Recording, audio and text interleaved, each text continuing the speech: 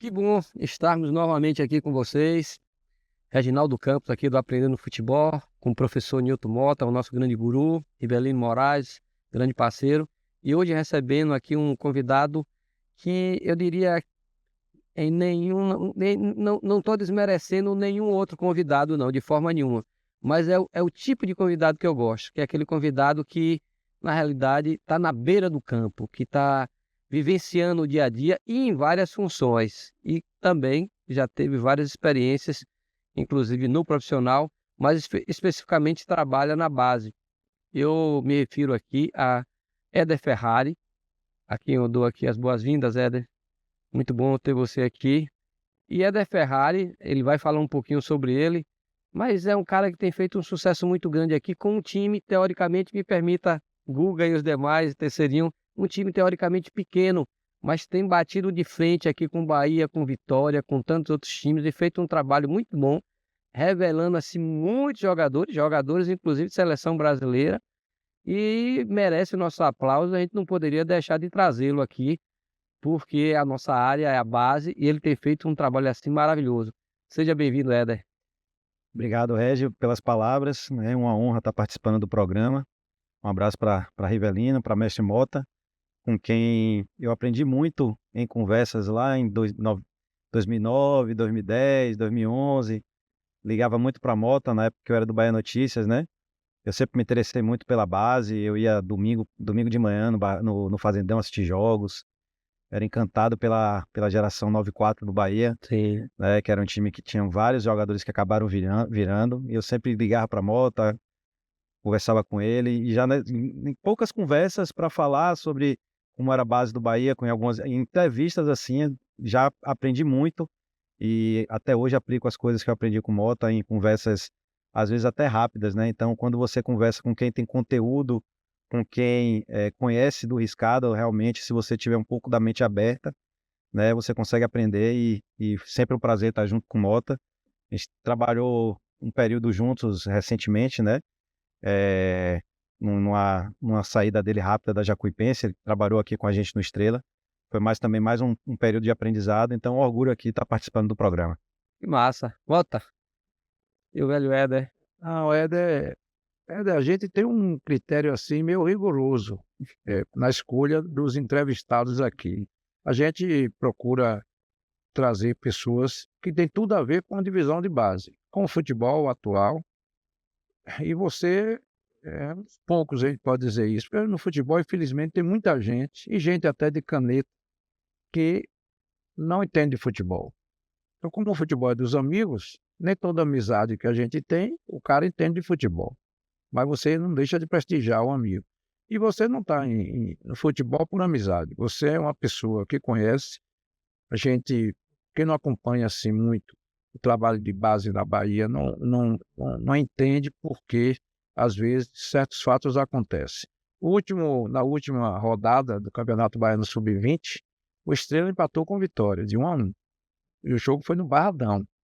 Quer dizer, Éder disputou com a São Paulo. Então, tudo isso com um time que até tem dificuldades de campo, num trabalho, entendeu? E de forma que isso aí, por quê? Porque tem pessoas, ele tem bons treinadores e Éder conhece de bola. E quem conhece de bola precisa ser prestigiado, valorizado, ouvido. Então, para a gente, Éder, é muito bom ter você aqui, porque a gente sabe que você tem conhecimento de causa, você é do ramo, entendeu? E você é uma pessoa, assim, simples e com certeza vamos ter um bom podcast. Iva, aí já, a Mota já meteu a pressão, velho. Sai verdade aí. Eu conheci Éder no Bahia ainda, quando ele assumiu a direção do Bahia, e realmente vem fazendo um trabalho muito bom na Estrela de Março, porque não é só o resultado de campo. O Estrela de Março tem colocado jogadores espalhados pelo Brasil, então assim, não é só o ganhar ou perder, é o formar. Tem formado muitos jogadores, e isso que é o mais importante. Eu acho que essa é a diretriz do Estrela de Março, e Éder está de parabéns, junto com a equipe, com o pessoal da Antônios, que vem fazendo um trabalho de excelência aqui, com toda a dificuldade que ele tem aqui na Bahia. Éder, fala pra gente aí, um pouquinho, não vamos alongar muito na história, Mas qual é o teu percurso? Como é que aconteceu? Você trabalhou um período no Bahia, no tempo de Marcelo Santana. Parece que ali você começou, mas você vem, na verdade, do jornalismo. Não, na verdade, eu sempre fui do futebol, né? Sim, Eu cresci em Ilhéus, nasci em Juazeiro, mas fui criado em Ilhéus. sim, E na época, né, Ilhéus, assim, eu na minha infância tinha Aldair, que era uma referência da sim, cidade. sim. Então, em 94, que o Brasil foi campeão, eu morava em Ilhéus, tinha 12 anos, e de 11 para 12 anos, e sempre apaixonado por futebol, vivenciando futebol, jogando, assistindo jogos, fazendo tudo na minha vida, assim, sempre foi ao redor do futebol, né?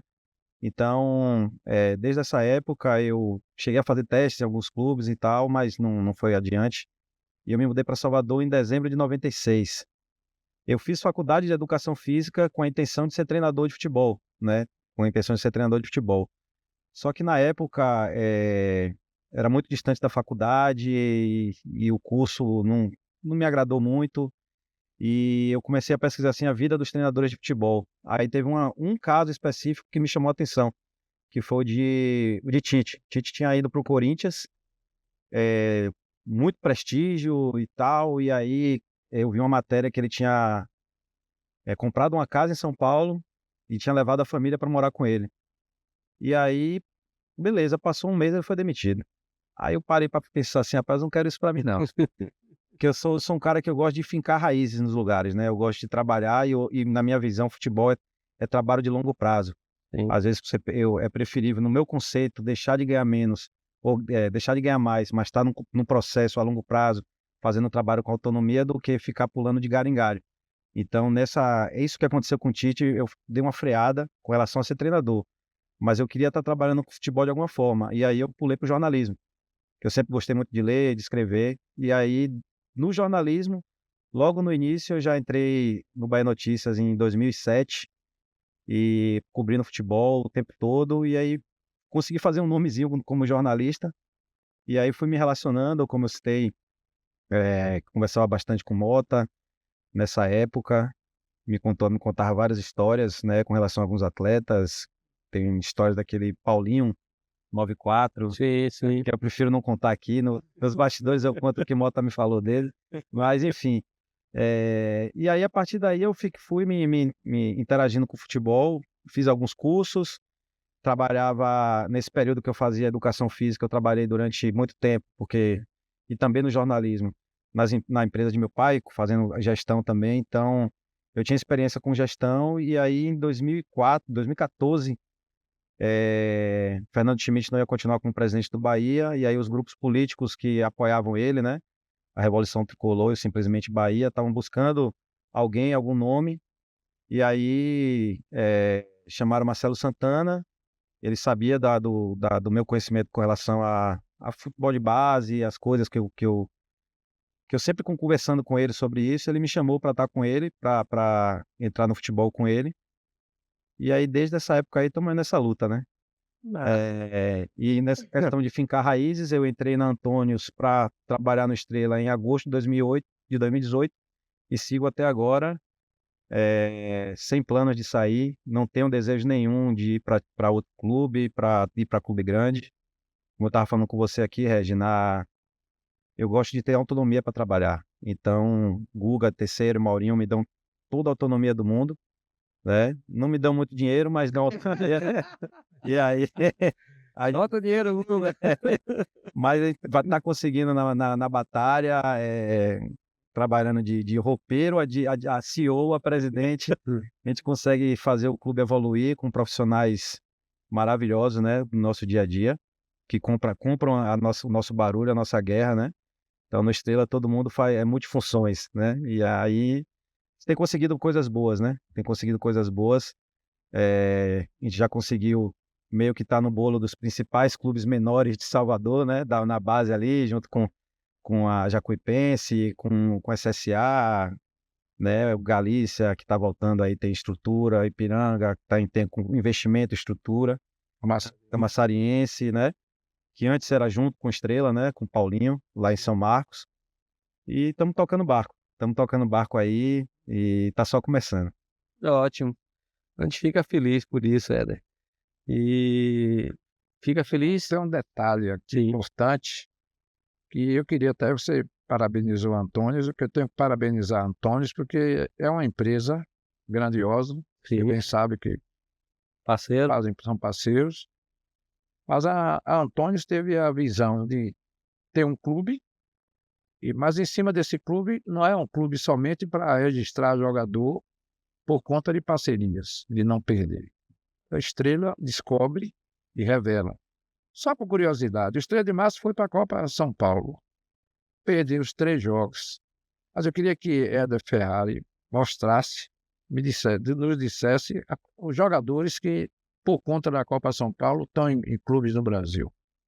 É, nós por metodologia, Mota, nós trabalhamos sub-18, né? Nós não vamos adiante. Então, alguns atletas 06 e 05 que participaram da Copa São Paulo, que nós não conseguimos alocar em clubes maiores, aí nós direcionamos. Foram 2 para o América de Natal, coloquei alguns no Jequié, foi um para o Santo André, mas também tiveram jogadores que foram disputados, né? A etapa pelos grandes clubes do Brasil, como o zagueiro Alisson, que foi para o São Paulo, Alessandro, 2008, né? Alessandro, 2008, foi para Fortaleza, Chicoré, o lateral do 2007, foi para o Ceará, Caio, que é um meia que, para mim, é um jogador especial, porém, sofre muito por ser camisa 10. Então, aqui no Brasil, a gente vive esse conceito de que o camisa 10 ou cai ou baixa para volante ou vira ponta. É isso. E é um jogador que sofre muito com isso porque ele é um camisa 10 típico, né? Ano passado, no Campeonato Baiano, fez gol do meio de campo e tudo. Ele tinha acabado de ser dispensado do Vitória e em 2 jogos fez 3 gols no Vitória. Logo na sequência, assim. E um jogador especial foi o Coimbra, que é um clube de Minas, que é SAF do Porto, de Portugal. Sim. Então é um caminho que a gente acredita que pode ser interessante para ele. Kaique Nunes também foi para Coimbra. Tem um atleta que está com pré-contrato assinado com Santa Clara de Portugal. Esperou fazer 18, fez 18 anos agora. Então na próxima janela ele segue para Portugal. Tem um também que está indo para a Dinamarca agora, dia 19. Não posso divulgar ainda porque está naquela questão de Sim. tá indo pro fazer um período lá no Midland, da Dinamarca. Deixa eu ver. Pô, tem mais aí. Eu acho que além desses da São Paulo, tem uma série de outros jogadores que a gente sempre vê, o Estrela colocando no Inter ou em outros Bahia. no Bahia, no próprio Bahia. Né? Quer dizer, até falando para vocês aqui, o Estrela de Massa tem um goleiraço que está na seleção, disputando agora o Sul-Americano, que é o Jampa, né? É o baita de um jogador revelado, inclusive, por Éder Ferrari, né? Saiu do Estrela para o Bahia, já inclusive teve uma passagem no São Paulo. Então, é por isso que ele está aqui com a gente, porque de fato ele tem um olho bom, ele tem um trabalho bom, e até de certa forma, eu diria para vocês aqui, já antecipando, o Éder, ele não é nenhum acadêmico do futebol. A formação dele é jornalismo, agora a academia dele foi no campo, no dia a dia. Um pouco antes aqui, ele estava me falando sobre uma situação. A gente vai mostrar um vídeo de Vitor Roque aqui. Até já peço Pedro para colocar na ponta da agulha, mas não precisa já soltar agora não, Pedro. E ele estava me falando que ele teve a visita de um estagiário e o estagiário normal, ele está aprendendo. Professor, o senhor não vai fazer nenhum trabalho tático e tudo mais?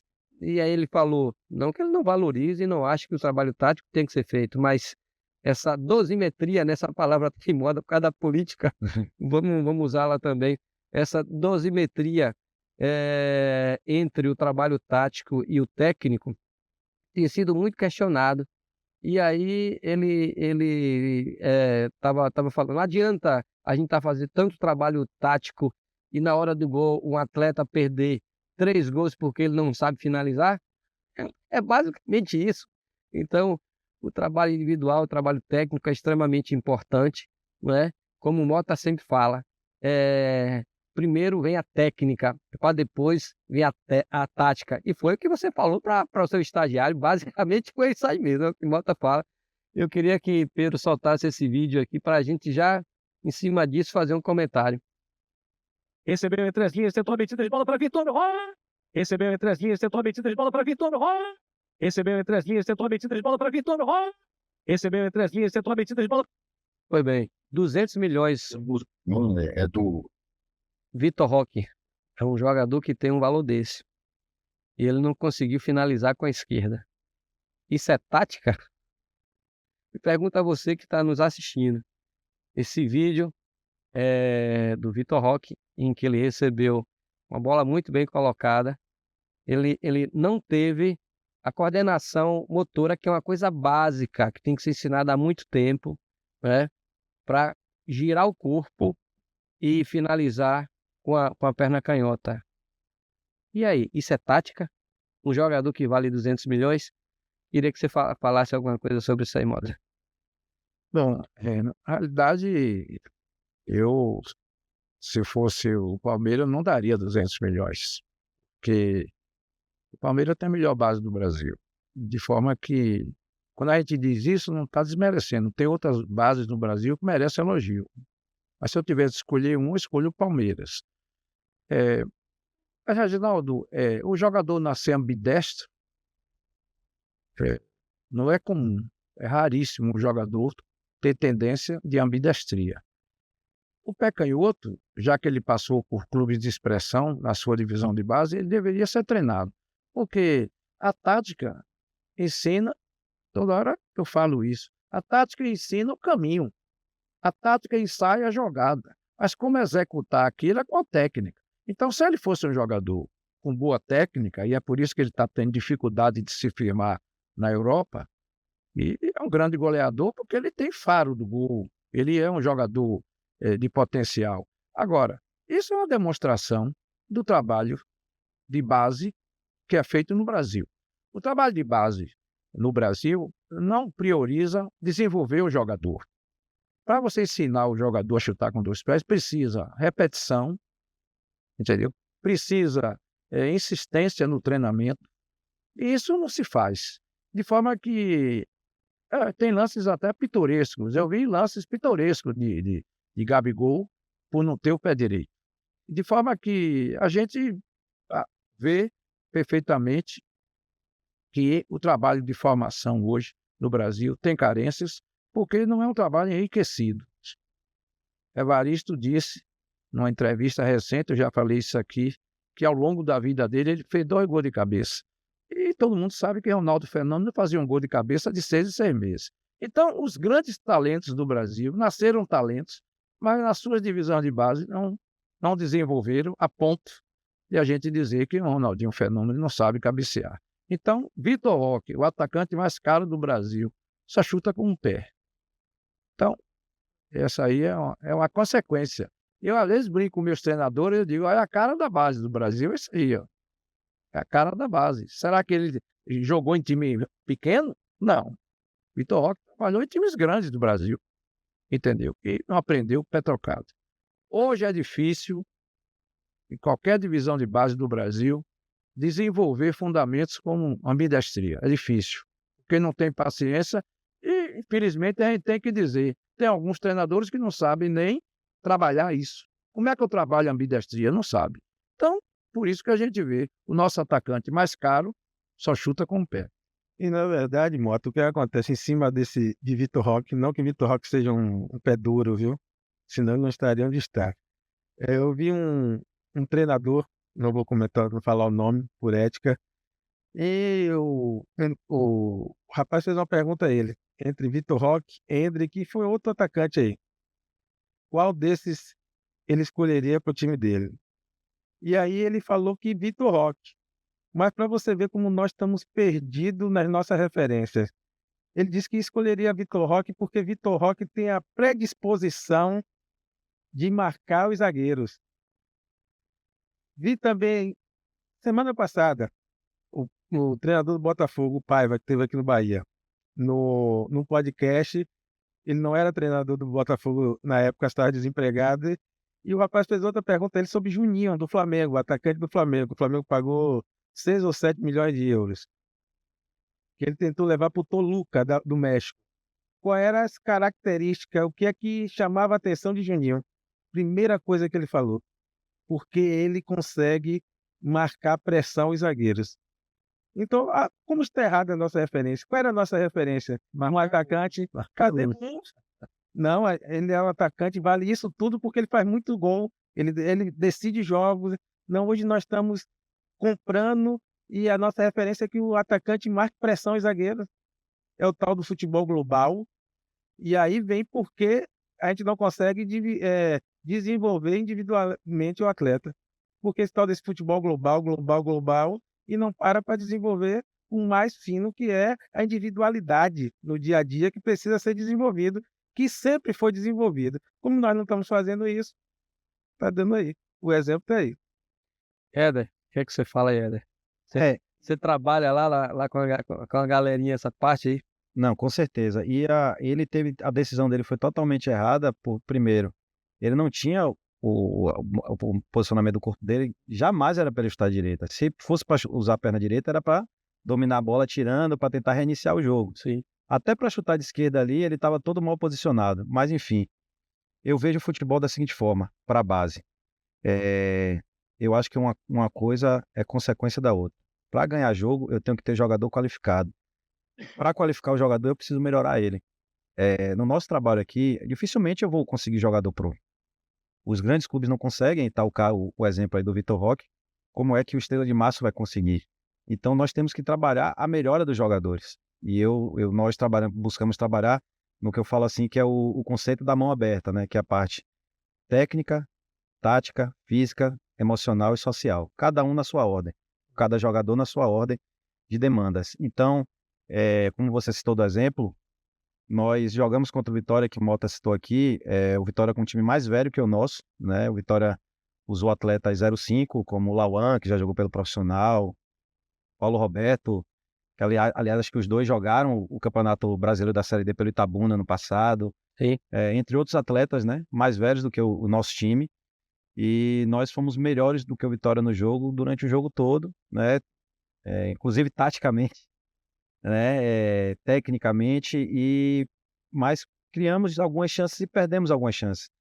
Então, tá na memória viva dos jogadores o que eles erraram contra o Vitória, que foi finalização, foi bola parada. Então a gente procura trabalhar durante a semana o que a gente vê de errado nos atletas, o que a gente vê de defeito. A parte tática, claro que tem jogadores com cognitivo mais baixo, outros mais alto, mas os caras sabem o que vão fazer. Nosso time joga de uma forma o tempo todo. A gente não fica fazendo variações táticas, né? Porque a nossa forma de jogar é uma forma que valorize as peças que nós temos. Então pode ser 4-3-3, pode ser 4-4-2, enfim, a gente trabalha em cima do elenco que a gente tem. E nosso time nosso time sub-20 é moldado para jogar de uma forma. Então eles sabem o que tem que fazer. Então não preciso ficar fazendo trabalho tático o tempo todo, né? Então o que é que a gente faz? Na segunda-feira a gente já faz trabalho técnico, na terça a gente faz trabalho técnico, na quarta a gente abre o campo, para ver se eles pegaram o que foi passado. A gente abre o campo, né, para ver se eles aprenderam o que foi passado ali, né, porque é outra coisa que não fazem mais na base, né, que é abrir o campo, chamado coletivo. Então eu não consigo compreender você deixar para o jogo para saber se o cara pegou o que você quer que ele tenha pego. Eu quero ver no treino, porque eu posso corrigir. No jogo eu não vou parar o jogo. Meu amigo, vem cá, tem que fazer dessa forma. Não vai, o jogo tá rolando. No treino eu posso parar o tempo que eu quiser para corrigir. Sim, sim. Entendeu? Cimarrão deixar usar o campo um pouquinho mais. Mas é dessa forma que a gente trabalha, em melhorar o jogador. Então eu vejo muito futebol brasileiro refém da força, da velocidade e de um trabalho tático baseado em um só tipo de jogo, né? Que é muito baseado no que Guardiola fez, e aí as pessoas acham que tem que jogar só de uma forma, e eu não acho. Eu acho que você tem que jogar da forma dos jogadores que você tem disponível e se adaptar a eles, né? E dessa forma que você vai melhorar o jogador, tirando o que ele tem de melhor e acrescentando a correção do que ele tem de pior. Eu não vejo futebol de outra forma, seja no profissional, seja na base. E no profissional, quando eu trabalhei no Bahia, eu trabalhei com o Sérgio Soares, e até hoje joga em alto nível, tá no Fortaleza, o Tite. Tite, na época que a gente chegou no Bahia, Tite jogava com mais de 100 quilos, Tite não saía 1 centímetro do chão, e Sérgio Soares, todo treino, fazia trabalho de fundamento de cabeceio com Tite. fundamento com o Tite. Tite era o capitão do Bahia, já ganhava uma nota alta lá, já era profissional desde 2009, eu acho, isso foi em 2015. E Tite hoje joga com 80 e poucos quilos, e ganha bola de cabeça, que ele não ganhava. Foi treinamento. Todo santo dia, Sérgio Soares separava umas bolas e batia, chutava de longe para ele subir para cabecear. Ele, Robson, outros atletas que tiveram. Então, assim, essa situação que até os próprios treinadores profissionais não querem trabalhar mais o jogador, tem que trabalhar, porque o cara não para de evoluir. Quando ele para de evoluir é porque já não serve mais, né? Então, ninguém é impedido de evoluir porque tem 30 anos, que tem 29 anos, que tem 28 anos. A pessoa aprende, pô. Aprende. Agora ninguém trabalha mais o jogador. Só quer trabalhar a parte tática. E ainda tem um detalhe, Éder, você tocou num ponto aí, que eu acho assim, muito interessante, principalmente os jogadores mais velhos, profissionais. O cara imagina, não, pô, o jogador já está formado, ele não precisa aprender mais nada não. Tudo na vida você pode saturar. Num determinado momento, o bom, mesmo você tendo aquela expertise, se você não continuar treinando, você relaxa. Você passa a não ter a mesma performance que você teve antes. Então, o treino é a lembrança da perfeição. O treino é a lembrança da expertise. Então, o treino é extremamente necessário em qualquer idade. Isso em qualquer idade, isso eu não tenho dúvida nenhuma. Sobre essa questão, inclusive, da ambidestria, que nós mostramos aí em relação a esse vídeo de Vitor Roque, tem pouco tempo eu fui procurado por um pai que tem um filho que joga no Vitória, o moleque tem 10 anos, é muito bom jogador. E é canhoto, ele é espertíssimo, ele é muito bom atleta. E ele está fazendo, além do trabalho que está sendo feito no Vitória, ele também está fazendo um trabalho num estúdio aqui, né? Que virou moda. E aí ele falou, não, mas eu estou fazendo porque porra, o pessoal, os meninos do Palmeiras fazem, os meninos do São Paulo fazem, todo mundo. Então, você cria aquele efeito não é nada, e um começa a seguir o outro, e isso está gerando como resultado o que a gente está vendo no futebol brasileiro. Na verdade, estão caminhando sem o rumo certo, porque os outros estão caminhando para aquele sentido, sabe?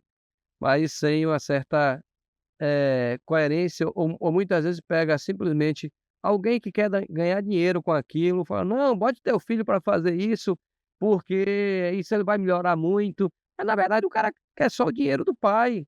Em muitas situações quer só o dinheiro do pai, sabe, Mota?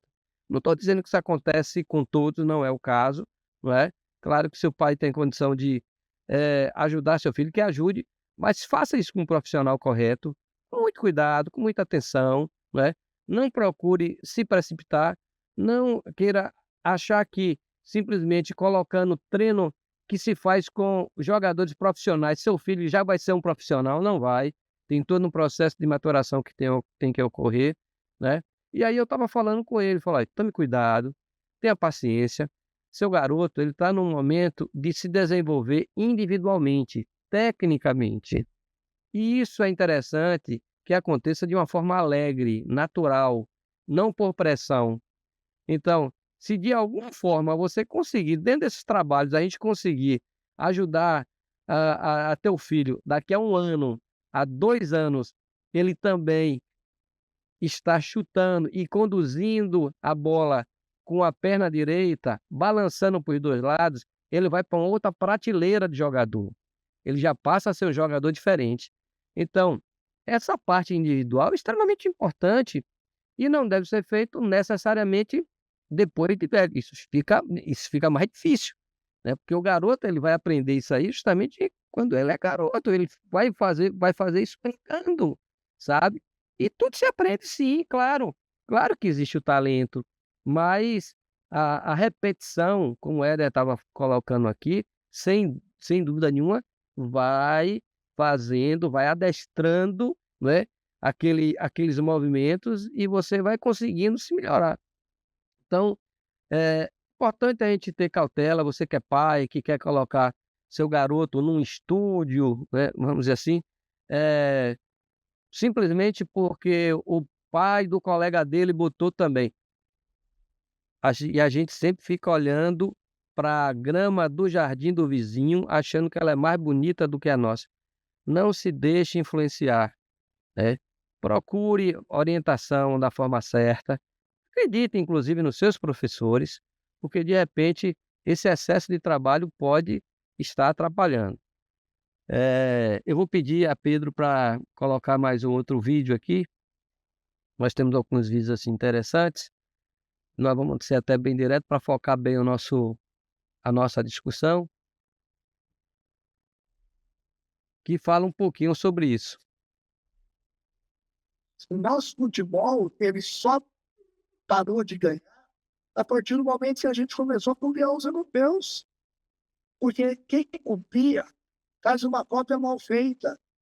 Nós temos que recapitular, buscar reorganizar o nosso futebol na nossa essência de jogo.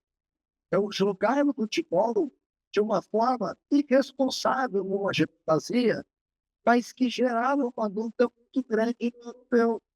Agora, nós estamos exportando tantos jogadores para lá que quando esses jogadores vêm jogar pela seleção brasileira, uma seleção europeia. Eu não sei por que a CBF ainda não construiu um treinamento na Europa para ficar tudo pago uma vez. Me irrita quando eu vejo, por exemplo, o Brasil jogando contra a Holanda, a Alemanha, a Inglaterra, no mesmo sistema de jogo, não há um drible, não há uma improvisação. Então, nós estamos deixando a seleção brasileira muito europeia no gosto. Mas eu acho que tem como mudar isso. A hora que a gente cansar de perder, alguém vai entender que nós mexemos na coisa mais importante que nós tínhamos, que era na nossa essência. E aí, Mota? A gente veio dos resultados de seleção brasileira, que na realidade ali é um demonstrativo, né, do que está acontecendo com o futebol brasileiro, né? E, Éder, no nosso programa aqui, a gente faz questão de se intitular como sendo um movimento, sabe? Um movimento em favor justamente disso aí, de retomar essa essência que o futebol brasileiro vem perdendo há muito tempo e vem gerando jogadores mecânicos, né? E saindo justamente do que normalmente nós somos, que sempre fomos jogadores assim muito criativos. Então a gente faz questão de bater sempre nisso, sabe? Em alguns momentos, algumas pessoas falam, pô, vocês repetem algumas coisas. Não, porque a gente não vai inventar. A gente tem que bater, porque nós queremos que você que também que esteja aí, que concorde conosco, que você reverbere o que a gente esteja comentando, porque só assim a gente vai conseguir, na realidade, mudar o pensamento de algumas pessoas que têm o poder, né, de gestão no futebol brasileiro, entendeu? Que insiste em fabricar jogadores robôs e gera isso como resultado, resultados pífios na seleção brasileira. O que é que você fala, Mota, aí sobre isso? Reginaldo, tem tanta coisa assim a criticar no futebol atual do Brasil que realmente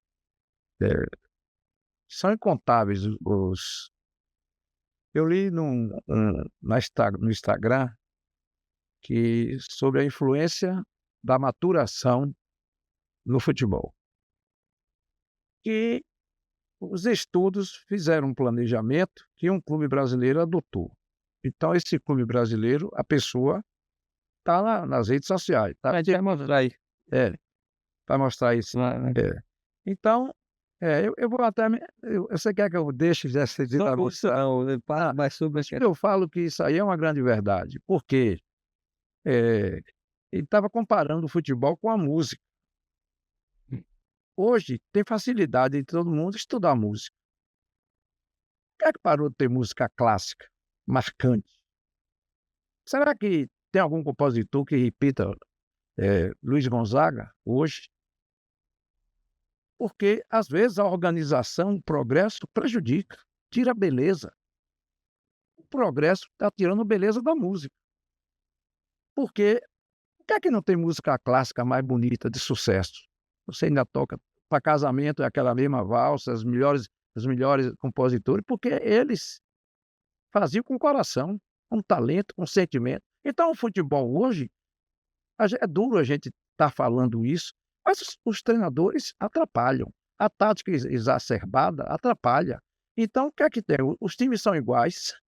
A gente vê o Flamengo não conseguir ganhar ontem, o melhor time do Brasil, não consegue ganhar para um time que está estreando.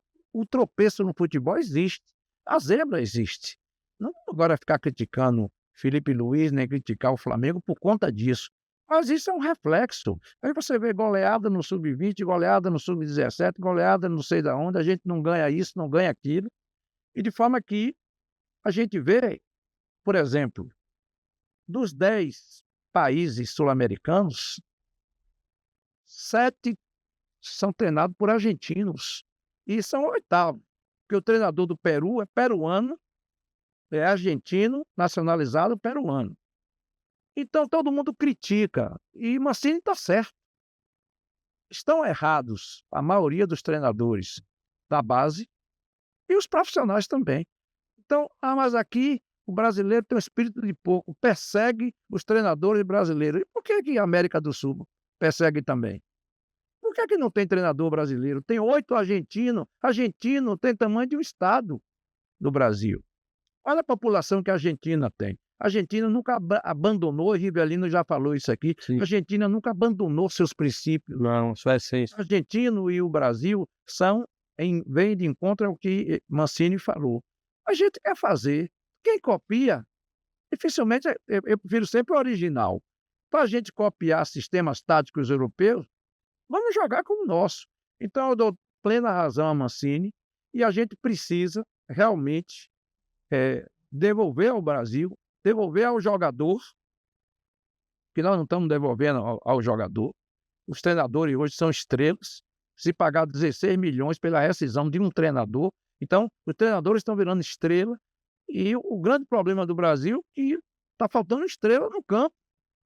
E dou total razão a Mancini e espero que realmente comece esse mutirão, seja na base e seja no profissional, a gente poder respeitar o talento, entendeu?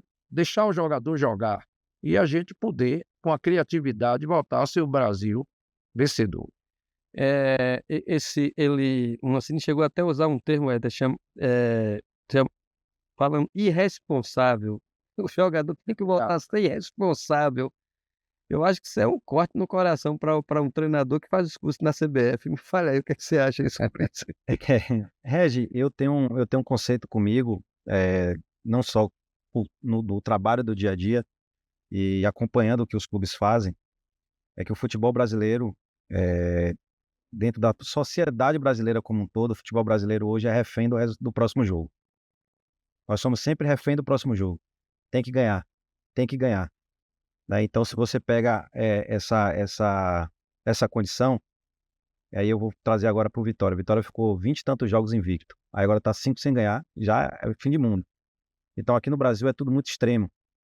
E o treinador fica sempre refém do próximo jogo. Ele tem que ganhar de qualquer jeito. Obviamente que todo mundo quer ganhar. Mas se você virar refém disso, você acaba procurando subterfúgios para poder estar ganhando. E você, para ganhar, às vezes para você ganhar é melhor você se proteger. E como é que você se protege? Né? Indo pelo caminho mais fácil. Qual é o caminho mais fácil? Eu vou bloquear aqui, fazer o negócio, uma bola parada, né? E o futebol brasileiro passou muito tempo tendo jogos sendo vencidos com bola parada, com quem errava menos. Então, eu acho que o futebol brasileiro tem esse problema da essência e começa desde a base.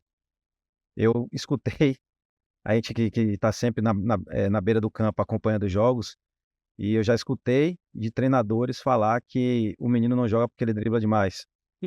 Né? E às vezes talentos absurdos ficaram pelo caminho porque foram podados pelo treinador e o cara perde a alegria de jogar. Mas se você pega um jogador que foi criado ali, jogando no terrão, descalço, driblando, correndo, e você traz ele para o campo e o treinador proíbe ele de driblar e obriga ele só a correr atrás do lateral, então esse cara vai perdendo o prazer de jogar. Então ele vai jogar mesmo com o talento, joga no automático. E isso se vê muito no futebol brasileiro.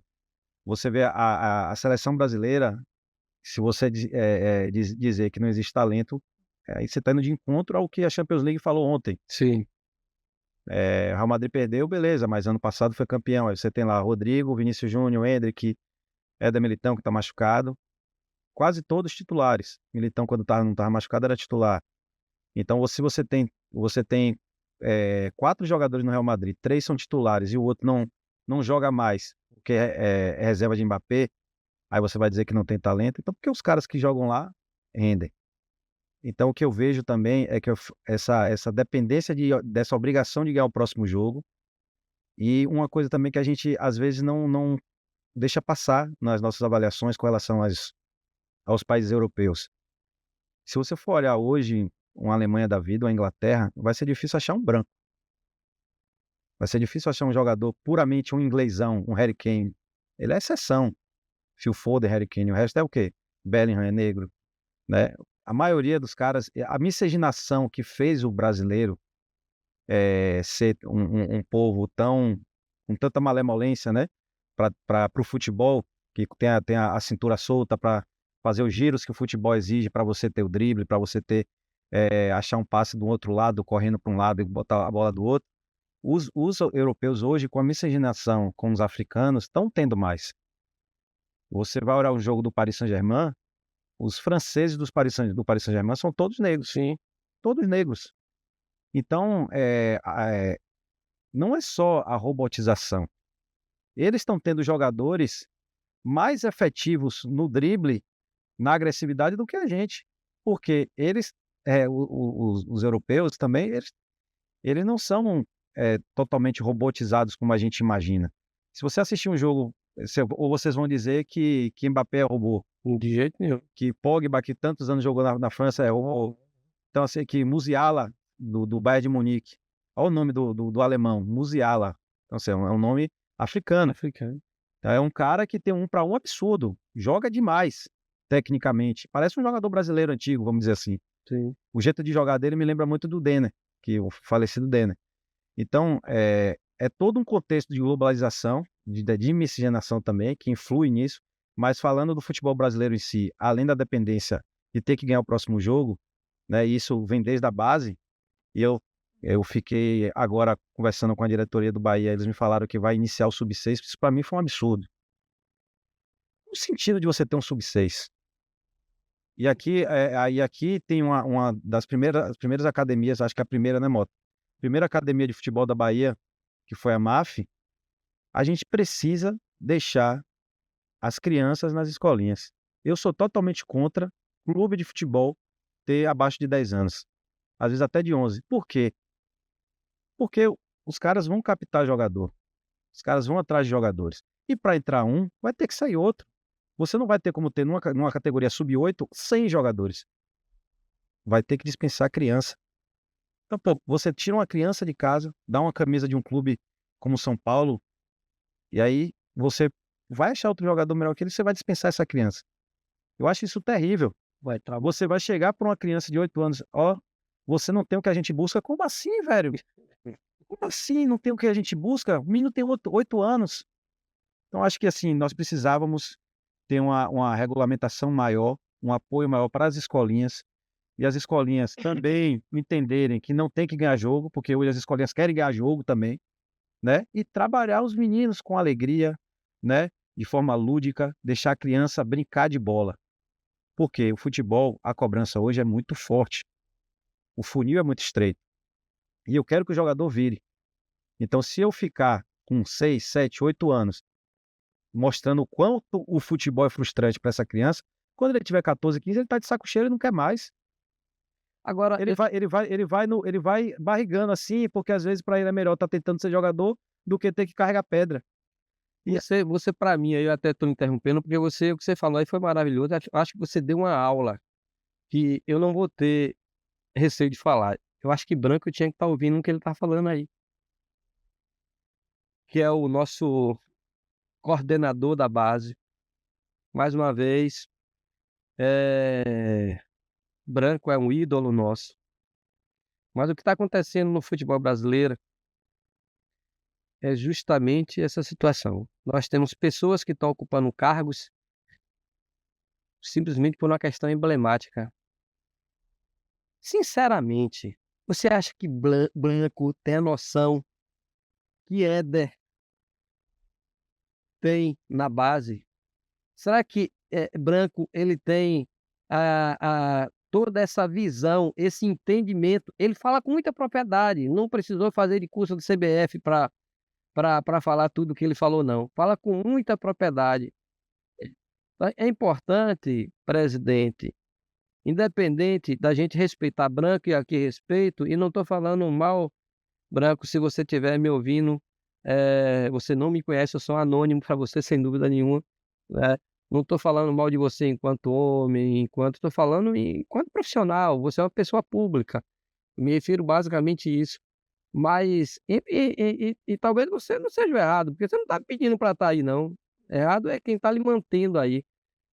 Quanto mais tempo a gente manter pessoas na gestão com esse perfil, que não seja chão de fábrica, como Éder Ferrari, como João Paulo, que nós já falamos, e como tantos outros, não estamos defendendo o nome aqui de A, de B ou C, não, mas que seja chão de fábrica, que tenha esse entendimento, entendeu? Que tenha vamos botar assim, essa tesão para falar sobre o assunto, que não vai olhar a base simplesmente como status, como brincadeira. E o que está acontecendo hoje no futebol brasileiro, de base do Brasil, é que as pessoas que estão tomando conta da base do futebol do Brasil estão simplesmente se divertindo, simplesmente para curtir um status. Eu sou o coordenador da base, entendeu?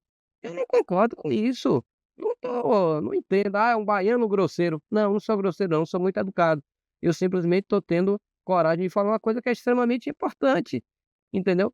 E se a gente não mudar por aí, a gente não vai mudar e não vai trazer novamente essa essência, sabe? Essa mudança nasce ali, eu falei o chão da fábrica, me perdoe, eu usei o termo errado. Na verdade, não é o chão da fábrica, não. É do poeirão, nasce no chão do campo.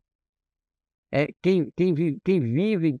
E num determinado momento, o Branco até viveu isso, mas não é o momento dele, sabe? Base é base. E o que faz o profissional é a base. Então a gente precisa mudar a CBF. Edinaldo tem que ter coragem de fazer isso. E, ele tem sido questionado por algumas coisas, mas não adianta tentar mexer só no profissional, tá às vésperas de conseguir aí um treinador para a seleção, que venha alguém que tenha afinidade, inclusive, com a base, com a essência do brasileiro, porque se não for, ele não vai ser bem representado, mas que não fique por aí. É importante você fazer uma mudança urgente na base do Brasil, porque senão tudo vai acontecer de novo. Se não mudarmos agora, daqui a 4 anos, daqui a 6 anos, daqui a 10 anos, a gente não vai ter nada novo. Como esperar um resultado diferente se a gente está fazendo da mesma forma? Não vai ter resultado diferente. A gente vai estar. Aí nós vamos ser repetitivos, porque a gente não vai cansar de falar, a gente vai ter que falar sempre. Entendeu, Mota? Então a gente precisa ter essa mudança. Parabéns, Eder, pela sua colocação. Sem se falar, que é o que você comentou antes, né, Rivelino? A gente até. Você no último podcast não estava com a gente, mas a gente falou aqui sobre essa agressão de você, agressão inclusive ao Estatuto da Criança e do Adolescente, de você submeter crianças a situações vexatórias como essa. Já aproveitando esse gancho aí do Bahia com Sub-6, Mota estava falando justamente de um time que anunciou um treinador Sub-9, entendeu? Fala alguma coisa aí sobre isso aí, por favor. Na verdade, é porque hoje futebol de base virou um mercado muito lucrativo. Hoje, cada dia mais cedo, os jogadores são vendidos para fora. Hendrick foi vendido com 16 para 17 anos, Estevão já foi vendido. Então, assim, os clubes eles têm atropelado os processos, entendeu? Eles têm atropelado os processos, têm colocado para dentro do clube jogadores cada dia mais novos, e não respeita a faixa etária de idade, não respeita o processo da vida do menino, da criança de ser criança, de brincar, entendeu? Então isso tem prejudicado muito E como o Éder falou bem, tem garotos que começa com 8, 9, quando chega com 14, então tá de saco cheio, não quer mais jogar futebol. Então isso assim, eh, a base do Brasil hoje é um problema muito sério e é um problema estrutural. Primeira coisa que nós temos que fazer para romper com isso é devolver o futebol brasileiro a quem é do futebol, realmente. E ser do futebol não quer dizer que tem que ser jogador de futebol, porque Branco foi um fenômeno na lateral esquerda, mas não tem, dentro da função dele, não tem feito o que teria que fazer. Então, né, é as pessoas que são envolvidas, que querem a melhoria do futebol brasileiro. Então, tem muita gente hoje que tem a caneta, que não tem nada a ver com futebol, não tem nada a ver com base. Então, é por isso que esses processos não são feitos. Esses processos são atropelados. É por isso que os treinadores mandam na base, fazem o que quer na base, porque acima dele está pessoas que não conhecem de base, não conhecem de futebol. Então é por isso que a gente joga sempre, vai ver um jogo, 6 por meia dúzia, todo mundo no mesmo sistema, entendeu? Porque futebol é simples, futebol é ocupação de espaço. Você tem 11 jogadores, se eu saio da ponta direita, se meu time é bem treinado, alguém vai ocupar o meu espaço ali. É lógico, né? Preciso estar com 2 caras que parecem mais 2 bandeirinhas dentro do campo, parados 90 minutos de um lado e de outro. Esse não é o futebol brasileiro. Futebol brasileiro é um futebol sempre envolvente, de movimentações, mas você não via lacunas, porque existia movimentação, ocupação de espaço. E a gente tem se perdido nisso. Pedi ao nosso amigo Pedro para colocar um outro vídeo aí que achei muito interessante essa semana. Acho que foi Mota até que colocou no grupo. É, esse cara, ele deu uma aula na simplicidade dele. O Flamengo foi jogar comigo no Mackenzie, o Mackenzie era um clube de bairro, não tinha muito apelo financeiro, então eu era do Sub-11, a gente ajudava assim com o Riocard, aí ele veio do Flamengo e falou, Pedro, tem cara, um monte de garoto muito fora da cor. Cara, você mandar embora do Flamengo? Não, Timão, eu tô no campo, porque o campo eu quero jogar campo, mas no futsal eu não aguentava mais. Eu adoro driblar, e lá eles não deixam, e me disseram que o senhor adora driblar. Eu falei, então, que eu tô o cara certo. Sou eu. Mas tu vai driblar até enjoar. E aí entra a história. E ele levou muito o nível do jogo no meu time, né? E tudo individual, que eu sempre adorei, né? Isso. Aí nesse jogo ele fez 6 jogadas de gol. 2 muito boas dentro do processo do jogo. E na última ele perdeu, foi gol. Aí o meu auxiliar, que tinha jogado comigo, tá vendo? Pô, ele só quer driblar. Falei, cara, tu não serve pra trabalhar comigo. Cara, olha, e aí, é o que eu te falo, acontece isso muito com os treinadores. E você acabou de falar, o cara só consegue olhar o lado negativo. Cara, ele fez 6 jogadas de gol. Falei, cara, dentro desse teu conceito, era pra estar 6-1 pra gente. Aí você quer crucificar o garoto que ele perdeu. E outra coisa, quem dribla perde mais a bola, tá? Normal. Deixa eu arrisca mais, né? É lógico, é isso.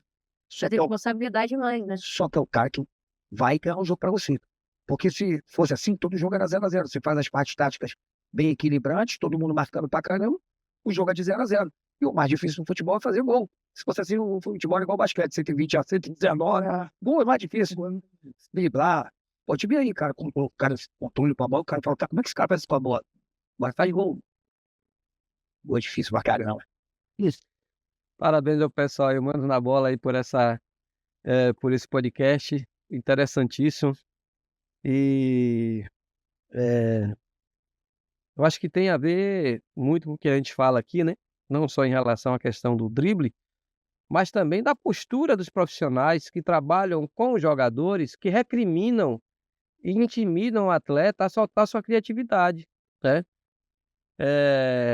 Isso é uma questão mesmo de atitude, né?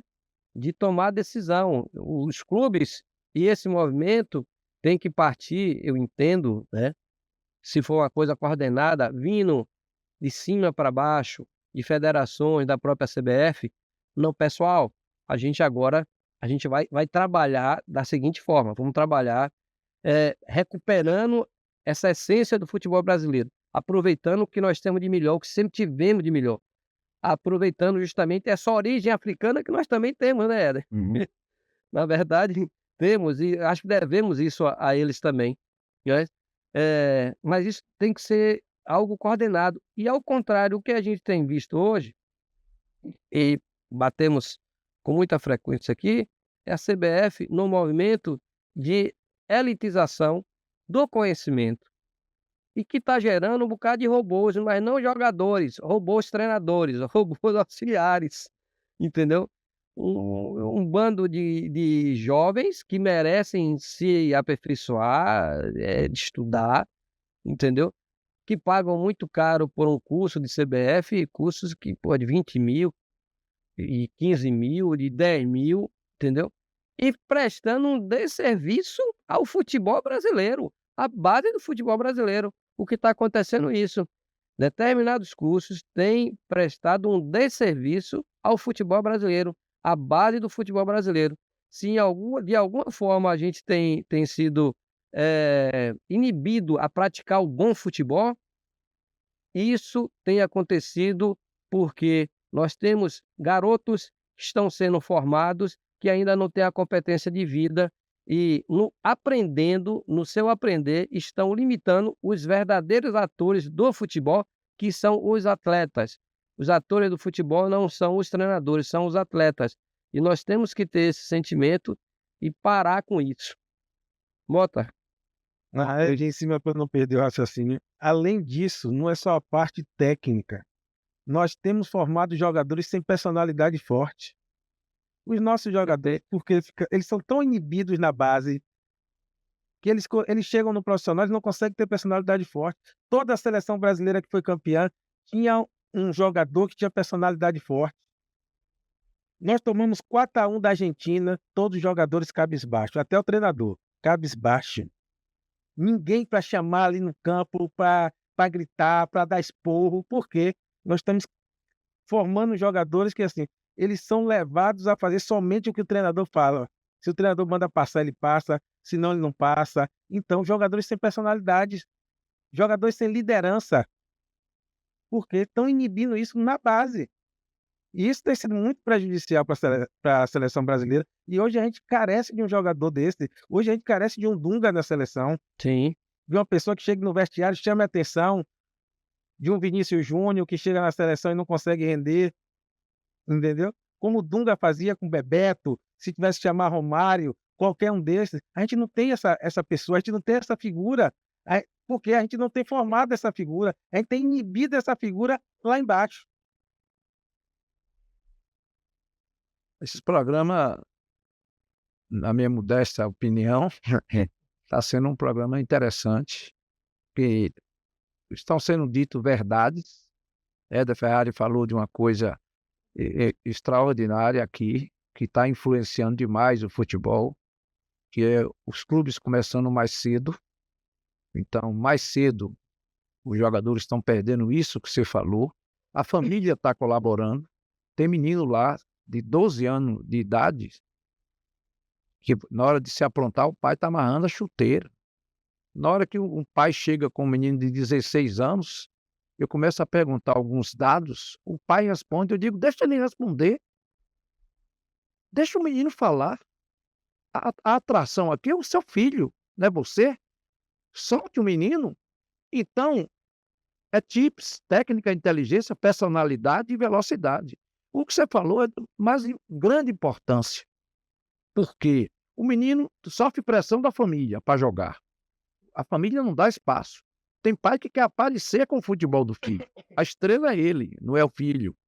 Então, ele sofre pressão em casa, sofre pressão do treinador. Tem treinador locutor que fala o jogo todo. O 10 pega a bola, por isso que o 10 não serve. Porque o 10 é estrela, é vedete. E os treinadores não gostam do 10. O 10 cria. O 10 faz algo que o treinador não gosta. Por isso que todos os 10 que eu converso se queixam que recebem pouca bola e que eles não estão sendo valorizados. Então, é importante, você falou, as escolinhas hoje, muitas, a grande maioria, estão errando. Eles querem time forte para ganhar competição. Tem competição demais no Brasil. É uma competição atrás da outra. A competição não ensina. A competição não corrige defeito. A competição não faz um jogador chutar com 2 pés, cabecear bem. Então, isso tudo somado, e com caneta e cargos de importância na mão de pessoas que não são do ramo, isso tudo tem conspirado para o produto final do Brasil ser a derrota, ser um insucesso. Então, parabéns aqui pelos depoimentos, pelo que Rivelino falou. Éder Ferrari fez um descritivo de quem é do ramo, que sabe, que conhece isso. Então, como é que você vai mandar embora um menino de 6 anos? Qual argumento que você vai dar para um menino de 6 anos a mandá-lo embora? Se ele vestiu a camisa, foi para o Instagram, botou com a camisa do clube e depois é dispensado.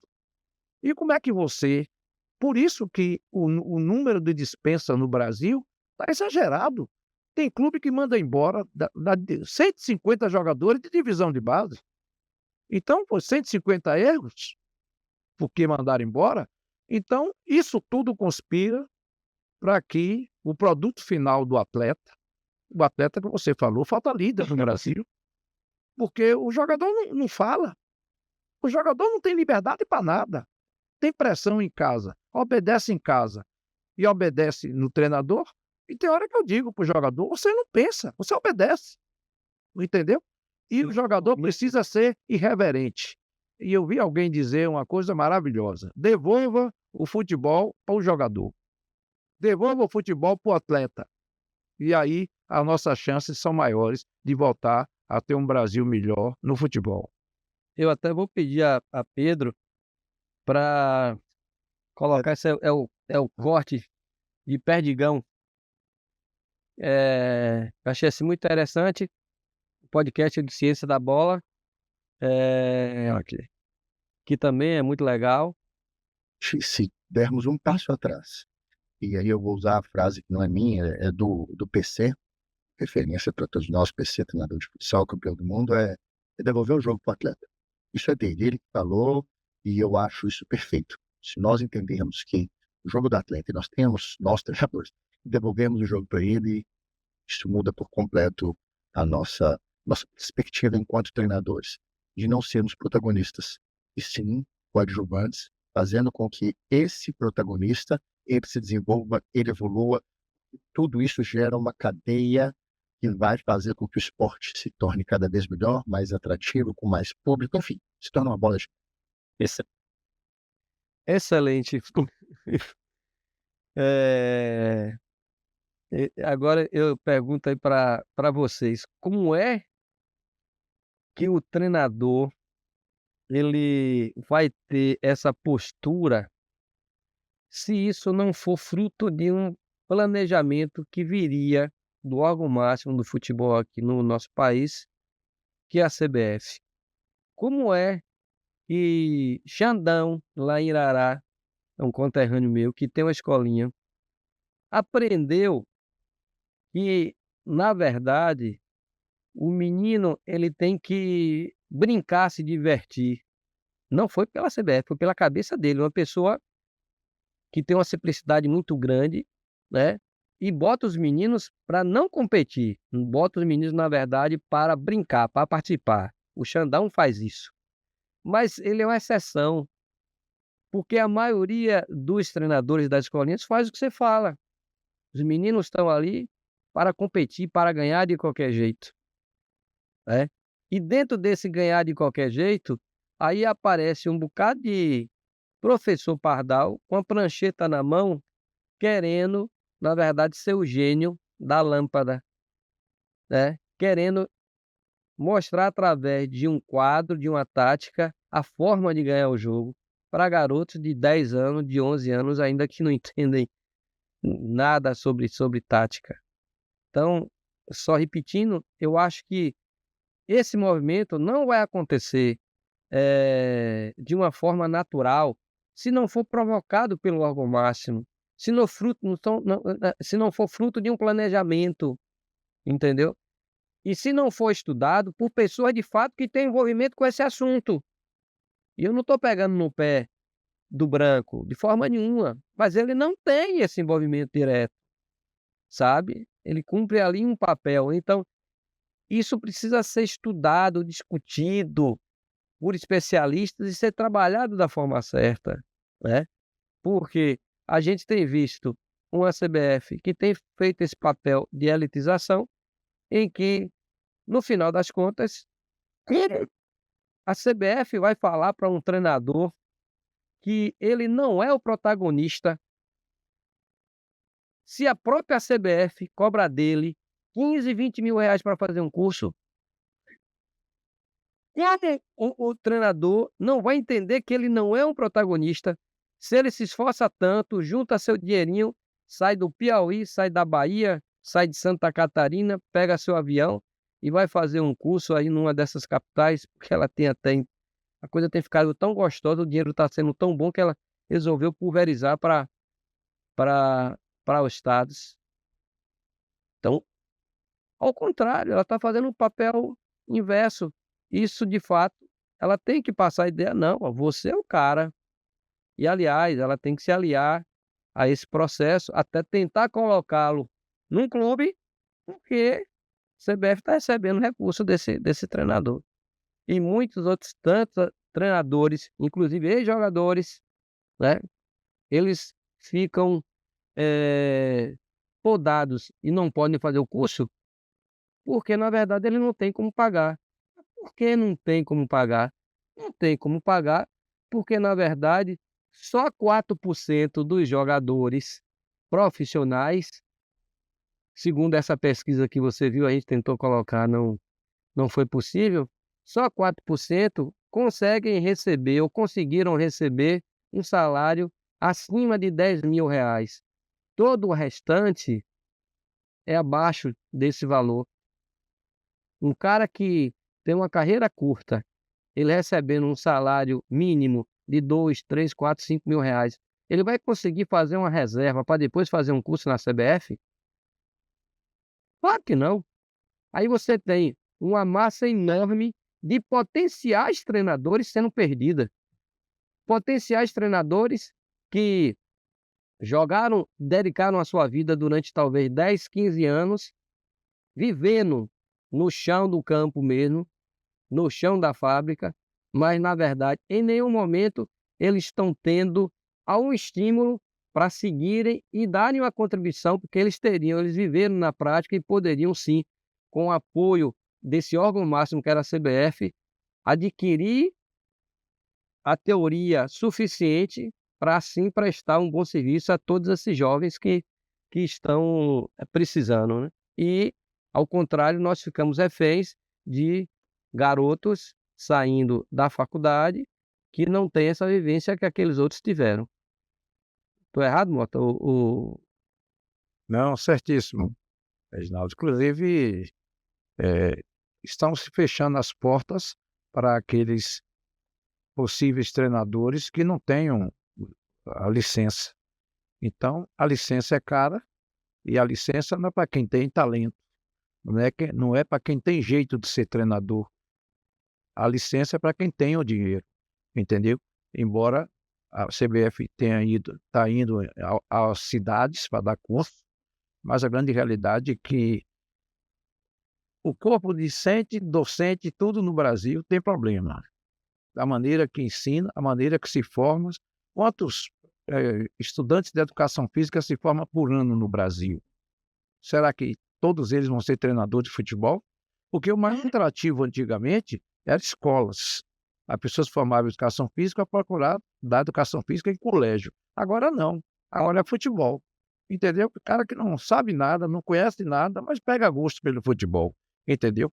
E de forma que em nada na vida você tem que abdicar do talento. Entendeu? Então, às vezes, é necessário, é possível um ex-atleta, sem você puxar para um lado para o outro, mas por isso que no Uruguai foi dito aqui, a iniciação no futebol, eles estão entregando, principalmente a ex-jogadores, mas ex-jogadores que têm paciência, que têm conhecimento para poder iniciar. E não no início, você já começar errando, porque o Brasil está errando no início, no meio e no fim. Nós estamos chegando aqui já no final, mas não, pode falar. Eu queria que ele falasse sobre esse assunto. Eu ia franquear justamente para ele, justamente para você. Eu, como eu falei no início do programa, eu joguei quando eu era mais novo, não cheguei a virar profissional, mas vivi o futebol sempre na minha vida, né? E acabou que eu consegui, por um caminho ou pelo outro, pelo jornalismo, entrar no futebol profissional. E algumas pessoas também podem ter esse tipo de oportunidade. Sim, sim. Só que se faz necessário, E é obviamente, justo, entendeu? é isso. Eu vou fazer até uma interrupção aqui. Quando eu não quero fazer nenhuma restrição ao aluno de educação física, ele tem o direito como qualquer outro, como jogador profissional tem, eu não estou comentando isso. E tem tantos que vão ser ótimos treinadores, eu não tenho dúvida nenhuma disso, não tenho dúvida nenhuma. Eu só me refiro que, na verdade, a CBF poderia, oportunizar e facilitar isso, e já para aqueles jogadores, porque eles já tiveram, de alguma forma, um envolvimento com entendeu? Não, Só fazendo essa isso ressalva. não, isso aí para mim é o correto também, eu não tô indo de encontro a isso. O que eu acho é que o futebol, ele também precisa formar os profissionais na Sim. base, né. Então, assim, você não pode pegar um cara que acabou de sair da faculdade ou que tem pouca rodagem e entregar, sei lá, um sub-15 de um clube de série A. O cara precisa viver o futebol, conhecer o futebol, porque a teoria é muito distante da prática. Não é porque você vê lá o quadro tático, como funciona, meu amigo, para você colocar isso na cabeça de um menino, que hoje, vivemos com gerações que estão vindo aí, muito mais questionadoras com relação a ter que obedecer, né. Os meninos hoje, como meu pai fala, são mal ouvidos, né, e aí ficam muito preocupados na parte tática. Só que a parte tática é o básico do futebol. Você passa o que você quer e você tem que dar autonomia para o cara desenvolver o futebol dele. Eu acho que toda a questão que você falou, para os próprios profissionais, o que falta não é nem a questão do protagonismo, que eles podem ter o protagonismo, porque hoje, a mídia está em cima o tempo todo, eles vão aparecer de uma forma ou de outra, eles vão ser valorizados de uma forma ou de outra. Só que quando entra aquela questão do resultado e da vaidade de ele querer que os caras façam aquilo que ele fez em casa, ele botou no caderninho ali, ele pegou uma pasta, ele baixou um aplicativo e colocou. E já teve momentos, Mota, de eu estar convivendo com alguns treinadores e uns jogadores nossos que estão para clubes, eles passavam, eu conversava o que é estava acontecendo para entender também. E aí, pô, os caras não queriam marcar amistoso porque ia atrapalhar o treinamento. Aí eu fico questionando assim, qual é o objetivo do futebol se não o jogo? Aí os caras ficam muito apegados à planilha deles. A minha planilha que é o que importa, não o jogador, não o futebol. E eu acho que o maior erro é esse. Quem quer entrar no futebol precisa entender que ele não vai mudar o futebol. Ele tem que viver o futebol. São conceitos diferentes. O futebol, ele não é que ele não seja, que ele seja imutável, mas o futebol é o que é. Ele vai vivendo aqui, um dia é o 3 zagueiros que importa, no outro é 5 atacantes, no outro, tem que jogar todo mundo em 30 metros do campo para poder. O futebol vai se adaptando ao que está ganhando, né. Guardiola começou a perder, Mota, daqui a pouco vão dizer que Guardiola não presta, que o futebol é de outra forma. E você tem que entender, você tem que estar se adaptando, você tem que estar se vivenciando isso. Não adianta, quem sai da faculdade e que não viveu futebol, além de pegar um baba na quadra do prédio, além de jogar no time da sala na escola, o futebol é diferente. Você tem que entrar no futebol, viver o futebol.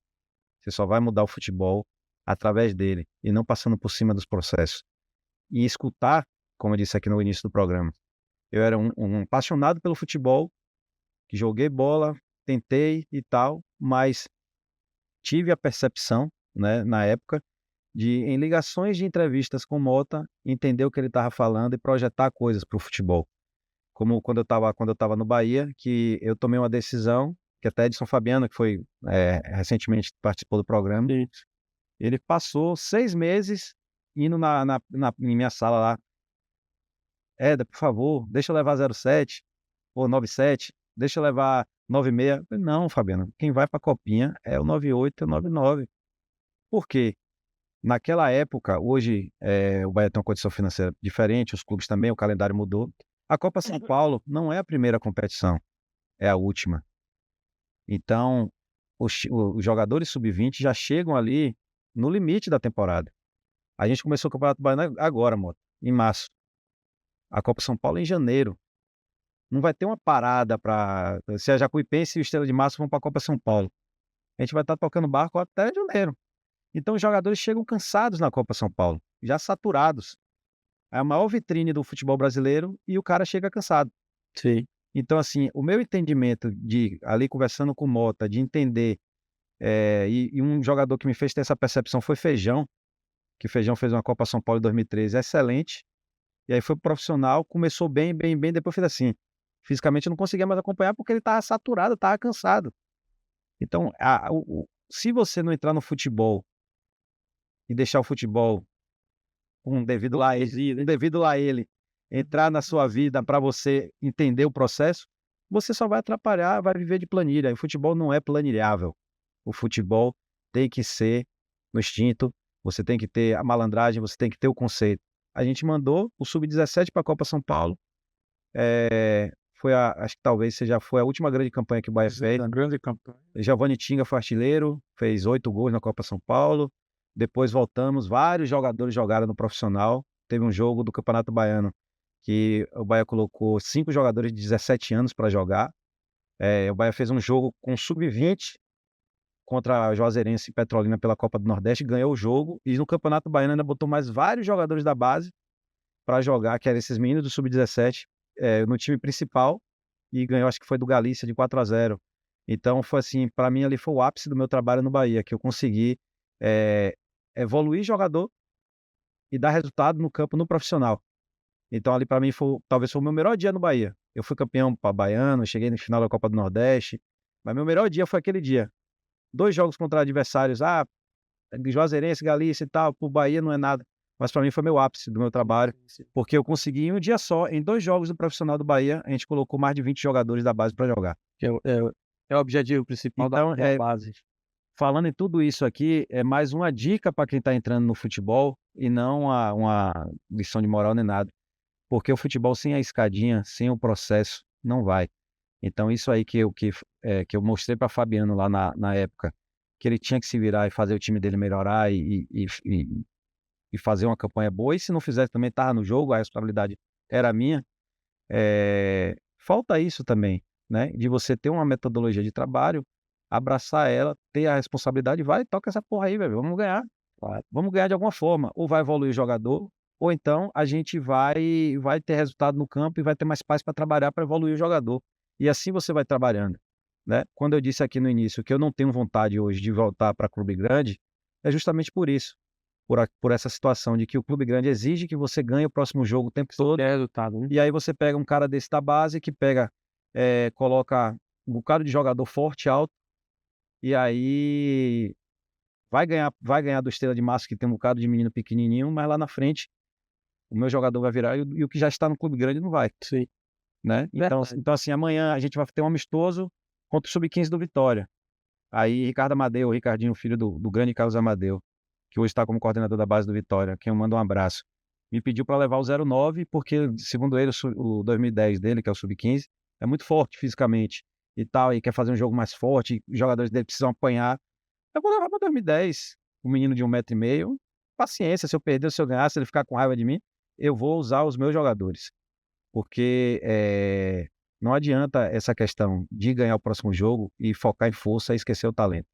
Talento, para mim, não se dispensa. Futebol sem talento vai cair no esquecimento, vai virar um entretenimento chato, porque o futebol é entretenimento. Hoje em dia tem isso aqui, para quem quiser, tem isso aqui, tem 1000 coisas para te distrair fora o futebol.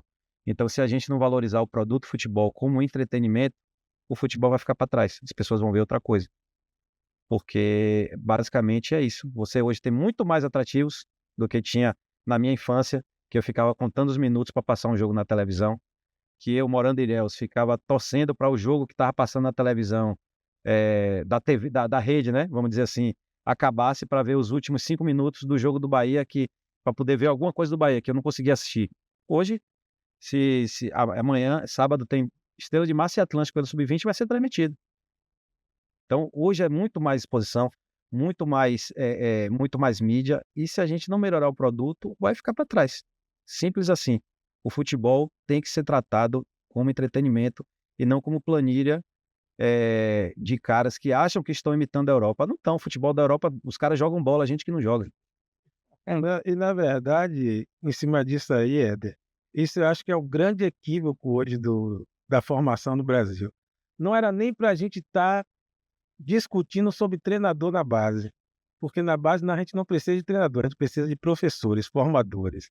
Porque o treinador, ele olha o jogo, se o menino foi mal hoje, é muito mais fácil ele descartar o menino e trazer outro. Mas o formador não, o professor não. O menino vai mal, durante a semana ele trabalha aquele menino naquelas deficiências para que ele possa evoluir. E é nisso que a CBF está se perdendo, porque o curso da CBF é muito lucrativo, isso não vai voltar, não vai retroceder. Só que ela forma treinadores. E nós não precisamos só de treinadores. Treinadores é para o profissional. Nós precisamos de formadores para a base. E ela só forma treinadores. Ela teria que ter um curso específico para os treinadores que comprovasse que trabalhavam já profissionalmente nos clubes. E para aqueles que estão entrando, eles teriam que ter um curso específico de formação. Porque são esses caras que estão pegando a base, são esses caras que estão cuidando das nossas gerações futuras. Só que eles não são formadores, eles são treinadores. E como os treinadores, eles não estão evoluindo, eles não estão tendo cuidado com esses garotos da parte individual. Eles não estão tendo didática para isso. Porque a diferença, treinador é uma coisa, formador é outra. E é isso que a CBF precisa fazer. E só para complementar aqui com relação a isso, mas Riva, passa por outra questão também. Quando eu falei da escadinha, é você pegar aqui, você ir formando e o mesmo time você agregando peças diferentes que aparecem pelo caminho, vamos dizer assim. Sim. Mas hoje a captação é extremamente agressiva e eu sou contra a captação agressiva. Eu acho que captação agressiva atrapalha, porque sempre vai chegar jogador de qualidade e você sempre vai ter jogador que oscila. Aí você vai estar sempre trocando e você não tem escadinha.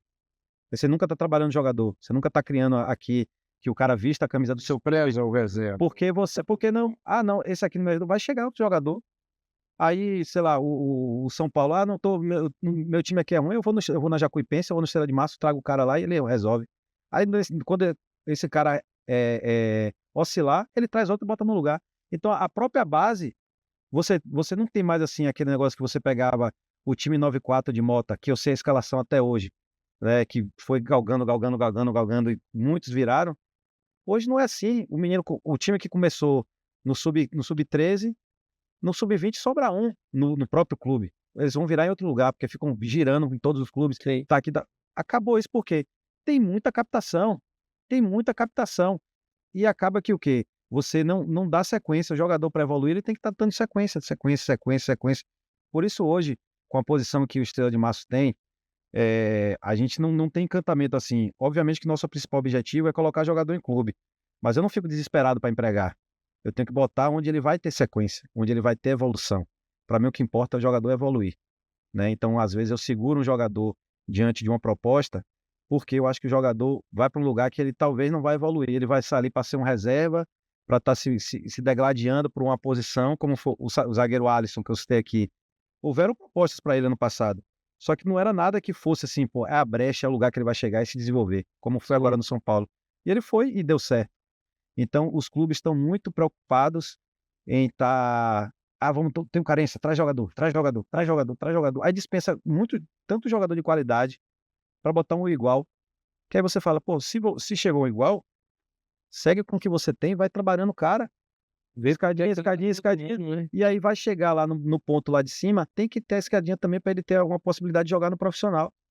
Porque muitas vezes aqui no Brasil não tem. Aí eu vejo diversas vezes o programa aqui, eu acompanho, Mota fala, você traz um reserva da Argentina, um reserva da Colômbia, para ser reserva do seu time. E aí você não usa a base. Aí você fica nessa condição de que o jogador chega no sub-20 e não estoura, porque você não dá opção para o cara jogar. Porque se o cara não tem a brecha para jogar, o cara fica com a cabeça ruim, o cara não desenvolve, o cara fica de saco cheio. Ah, mas quando ele teve a oportunidade, claro, você botou o cara 5 minutos e depois sem perspectiva de utilizar de novo, né? Eu cito sempre um exemplo de um jogador que virou, né? Acho que da época não sei se chegou da época de Mota, mas foi na minha época do Bahia, que é Ramires, que está no Red Bull. Ramires só virou jogador. Eu tenho convicção com isso. Não pela qualidade que ele tem qualidade, virou porque... Não. mas ele deu a sorte de estar no lugar certo na hora certa, porque, se eu não me engano, na época lá teve um problema da negociação de Regis, do Bahia, que foi para um time da Europa, da Ásia, e não deu certo, e aí o titular machucou, aí Henderson pegou e, não, vou botar esse menino aí, botou e jogou, um jogo contra o Sport. Aí ele pegou, entrou, jogou e acabou que virou. Deu sorte de estar no lugar certo na hora certa. Não existia um planejamento para Ramires jogar. Não existia a escadinha para Ramires jogar. Ele estava em casa, ó, vem meu filho, não tem outra opção, vai jogar você. E aí ele virou. Quantos outros não poderiam ter virado se existisse essa Fruto de um escadinha? planejamento, E de uma Ramires, atitude. e Ramires sempre foi um dos destaques do time 2000 do Bahia, mas ele não era o principal destaque. Tinha Dimitri, que era melhor do que Era ele. reserva. Tinha Era Dimitri, reserva. tinha Dimitri, que era melhor do que ele. Tinha outros jogadores que tinham uma condição de virar e acabaram não virando porque o Bahia, na época, não usava a base, bloqueou e vai ficando pelo caminho. E às vezes, Adilson ficou Edilson. depois E aí, também. e aí as pessoas acham, o jogador não virou. O clube proporcionou para ele virar. Aí você vai assistir o campeonato francês. Todo time da França tem 2, 3 meninos da base. O Paris Saint-Germain hoje tem uns 5 ou 6. E agora que está tendo mais resultado, está tendo um futebol de mais desempenho, porque eles estão usando jovens. E futebol você tem que fazer isso. Eu olho vamos trazer para nossa E realidade. no passado a gente fazia isso. Vamos trazer para nossa realidade. Quantos jogadores o Vitória contratou esse ano? Todos. 40. Quantos jogadores da base estão usados efetivamente? E tem qualidade. E não utilizam. Aí o Bahia tem lá, com todo respeito ao jogador, não tenho nada contra, absolutamente. Aí você traz Michel Araújo, que é um uruguaio comum, que na base do Bahia poderia ter jogador ali para você suprir Com com. certeza Aí, tem. aí você tem um Juan Pablo, que está sendo destaque na seleção, que o Rogério Ceni só fala que ele é ausência quando ele não está. Quando ele está, não usa. Aí quando ele está na seleção, é desfalque. Né? Então, assim, era um jogador que era para vir do Mundial e tá ali, ó. Ó, meu filho, vai brigar com a Direto. Ademir para jogar. Com certeza. Né? Aí você tem um jogador, não por ser um jogador formado do Estrela, ser um jogador que é assessorado pelo Antônio, como o Sidney. Sidney jogou o Mundial Sub-17 em 2023, foi titular da seleção, um dos destaques. Eu fui lá, eu acompanhei os jogos lá na Indonésia. Era ele, Estevão e Pedro Lima, os principais destaques da seleção. E Vitor Reis. Vitor Reis jogou, foi Todos. vendido. Pedro Lima jogou, foi vendido. Estevão jogou, foi vendido. E Sidney não tem espaço para jogar, porque Não o foi Bahia não foi oportunizado. oportunizado pelo treinador do Bahia. Não sei se é um conceito da diretoria do Bahia, mas o treinador não oportunizou. Então, um jogador que poderia já estar galgando coisas boas, sendo um jogador útil dentro do elenco do Bahia, ou está em outro clube já, ou alguma coisa assim, e está jogando sub-20 ainda. Ou seja, se você não tem a escadinha, não dá sequência, você perde gerações de jogadores. Porque o cara precisa visualizar que ele vai jogar. Senão ele também fica, pô, tô aqui perdendo tempo. Tô aqui perdendo tempo. E aí, E cai, né? aí ele chega com 20 anos, estourou a idade, aí vai para onde? Aí o outro clube não quer, Confiança. o outro clube não quer, porque eu tenho meu menino aqui, não vou usar, aí não usa o dele, não usa o outro, aí fica assim, aí você perde jogador. É. Então, sem a escadinha também, aí a gente pode ficar debatendo o que for aqui, da formação, Que é o da final do processo, né? iniciação. Vamos Se não tiver brecha para jogar, pode ter o melhor trabalho do mundo da base, que não adianta. Perfeito, Não adianta. perfeito. Pois bem, estamos chegando aqui ao nosso final. Éder, eu quero agradecer a você e lhe parabenizar, né, pela sua participação, muito boa. Acho que as pessoas que estão nos assistindo aí estão felizes, porque você de fato é um exemplo de uma pessoa que vive o futebol, que ama o futebol, que trabalhou para estar onde está, né? Se esforçou muito, teve muita dedicação, né? E a gente fica feliz porque a gente está vendo dar resultado, né? O futebol brasileiro lhe agradece, você não presunçoso não vou falar do futebol baiano não, futebol brasileiro, porque o futebol, o jogador de futebol ele é universal. Eu não tenho dúvida que em breve nós teremos um jogador que saiu do seu trabalho aí, como tantos já saíram do trabalho de Mota, mas em breve a gente vai estar torcendo no futuro aí, com aquela amarelinha ali na seleção de cima, o jogador seu, e você lembrar e se orgulhar de como nasceu aquela situação, como está acontecendo agora com o Jampa, né? E que você sirva de exemplo para tantos outros e tem surgido vários projetos como Estrela de Março, né? Vários clubes como Estrela de Março. E você tem demonstrado assim muita eficiência. Parabéns a Guga e a Terceiro, a Maurinho, aí por esse projeto, que são parceiros, são amigos. Já chamei Guga aqui várias vezes, vou cobrar de novo aqui, para ele participar aqui. Guga certamente vai ter muito o que agregar aqui para a gente. É um dos maiores empresários do Brasil, sem dúvida nenhuma, o maior do Norte e Nordeste. E a gente espera ter a experiência dele aqui. É um grande amigo também, uma pessoa que a gente gosta muito. E estamos aqui, as portas estão abertas. É um bate-papo. A pretensão não é nada mais do que oportunizar que a gente fale e traga informações para os atores do futebol, que a gente entende como sendo principais os garotos da base, que o nosso foco é base, e seus familiares. Então, muito obrigado aí pela sua participação. Eu que agradeço, Regi, Riva, mestre Mota. É sempre um prazer falar sobre futebol de base, né? Tentar, de alguma forma, passar o que eu vivencio, né? E o que eu aprendi para a galera que está começando, para a galera que também que já tem um tempo também, que aí às vezes a gente precisa trocar mais ideias, né? Mota teve uma ideia espetacular no ano passado de fazer uma união dos clubes, né? De Salvador, Sem Bahia e Vitória, dos clubes menores, porque hoje tem 14 clubes, né, Mota? 14. 14 clubes fazendo futebol dentro de Salvador e a gente ficava meio que largado, né? Assim, dependendo só das competições oficiais, que o Campeonato Baiano é muito caro, né? É dispendioso para o que a gente tem de recurso, né? A gente não tem patrocínio, não tem cota de TV, então é tudo muito na base no caso do Estrela de Março, né? A gente conta com Antônios para isso, para o clube funcionar, senão não funcionaria.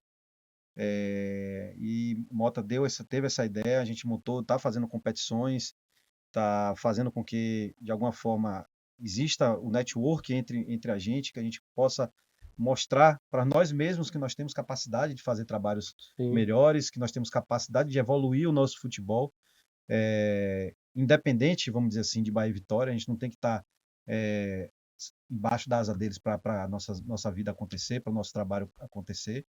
Tanto é que Mota deu exemplo aqui que o melhor trabalho, com todo respeito aos outros, é o do Palmeiras, por dois motivos.